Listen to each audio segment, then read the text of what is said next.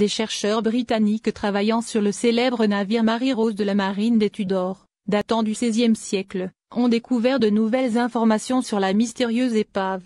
Son équipage aurait été multiethnique, réunissant des marins issus de plusieurs régions du monde. Parmi eux des Européens du Sud mais aussi des Africains du Nord. L'un des squelettes analysés par les experts révèle de probables liens avec l'Algérie, notamment la communauté mozabite. Les conclusions proviennent de chercheurs travaillant au sein de la Cardiff University et du British Geological Survey et ont été publiées récemment dans le journal de la Royal Society Open Science. Le navire qui appartenait à la flotte du roi Henri VI avait coulé lors d'une grande bataille qui a eu lieu le 19 juillet 1545. L'épave du bateau préféré du roi britannique avait été découverte en 1971 et puis remontée dans les années 80. Depuis, ce mystérieux navire fait l'objet d'importantes recherches, car il est l'un des vestiges les plus importants de la marine archéologique, symbolisant une étape importante de l'histoire européenne. Des objets et une alimentation provenant du Maghreb médiéval. De nouvelles analyses ont été menées sur des squelettes retrouvés dans le bateau. Elles ont permis d'étudier l'ADN de ces restes humains, notamment en étudiant leurs dents qui ont permis de décrire quel type de personnes se trouvaient sur le bateau et ce qu'elles consommaient à cette époque.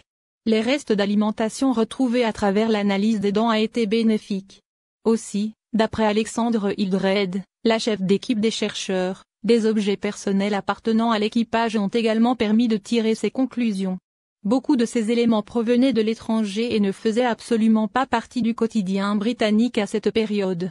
Par exemple, les chercheurs ont mis la main sur des pierres à aiguiser qui proviendraient d'Afrique du Nord. L'équipage était bel et bien multiculturel. Un archer algérien? Le squelette supposé être d'origine nord-africaine aurait été un archer sur le navire qui a mené de nombreuses batailles. Sa morphologie crânienne a permis d'estimer qu'il venait du Maghreb actuel. Il portait un protège-poignet en cuir sur lequel se trouvait le symbole d'une grenade, image que l'on relie aux morts durant le Moyen-Âge. Les éléments liés à ces restes humains rapprocheraient le marin de la région de l'Atlas. Son ADN se rapproche énormément de celui des actuels Mozabites algériens et des Berbères marocains.